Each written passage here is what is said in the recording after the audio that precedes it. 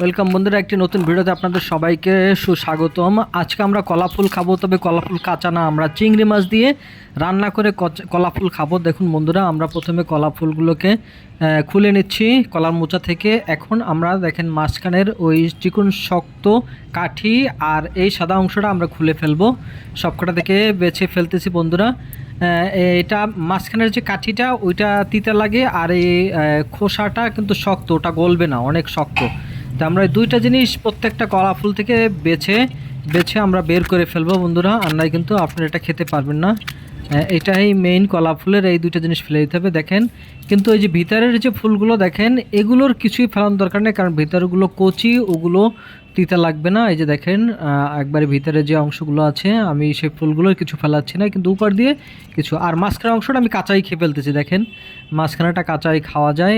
এখন আমরা এগুলো ভালো মতো কুচিয়ে নিচ্ছি।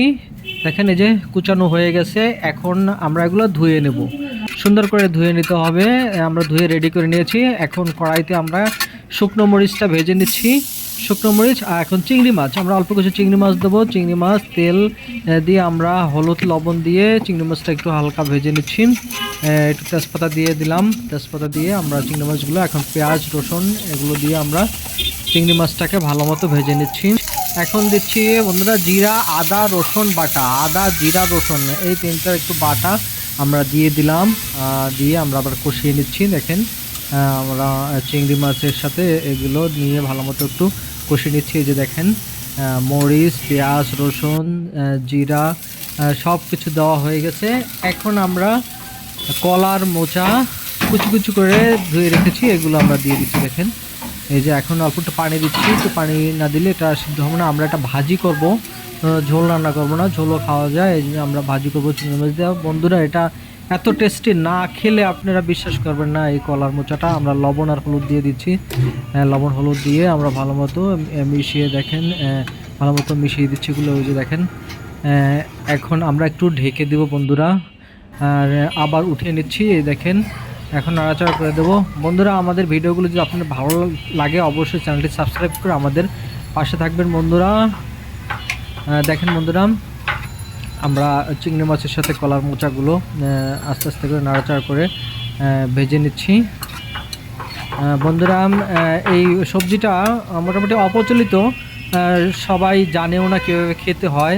তাই যারা আমাদের ভিডিওগুলো দেখতেছেন অবশ্যই আপনারা এখন থেকে, আমি আশা করছি, এগুলো খাওয়া শিখবেন। এগুলো বন্ধুরা সার দেওয়া না, এটা অর্গানিক।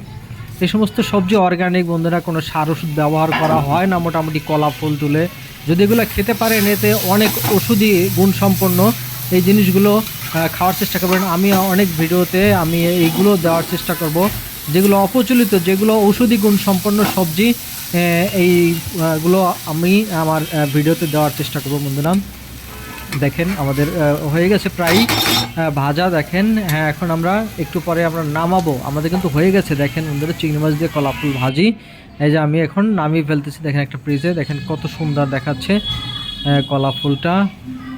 বন্ধুরা অবশ্যই আমাদের মতো এই কলা ফুল সংগ্রহ করে ভাজি করে চিংড়ি মাছ দিয়ে, আপনারা চিংড়ি মাছ না, চিংড়ি মাছ ছাড়া এমনিও যদি ভাজি করেন অত্যন্ত সুস্বাদু হবে। আপনারা চাইলে যে কোনো মাছ দিয়েও রান্না করতে পারেন বা ভাজি করতে পারেন, ডাল দিয়ে করা যায়, অনেকভাবে এটা করা যায় বন্ধুরা। অনেক, এটা সবজির মতোই, সবজি যেমন বিভিন্ন মাছ টাছ দিয়ে রান্না বান্না করে, ওরকম আপনারা মাছ দিয়ে, ছোট মাছ দিয়েও ভাজি করতে পারেন। খেতে অত্যন্ত সুস্বাদু হবে বন্ধুরা। দেখেন একবারে ক্লোজলি দেখা যাচ্ছে আমাদের চিংড়ি মাছ দিয়ে কলা ফুল, দেখেন কত সুন্দর দেখাচ্ছে বন্ধুরা। আমাদের ভিডিওটি ভালো লাগলে অবশ্যই চ্যানেলটি সাবস্ক্রাইব করে আমাদের পাশে থাকবেন বন্ধুরা। আপনারা যদি আমাদের লাইক শেয়ার কমেন্ট না করেন, আমাদের ভিডিও দিতে উৎসাহ বোধটা হারিয়ে ফেলি। তাই অবশ্যই আমাদের চ্যানেলটিকে লাইক শেয়ার কমেন্ট করে আমাদের পাশে থাকবেন। থ্যাংক ইউ বন্ধুরা।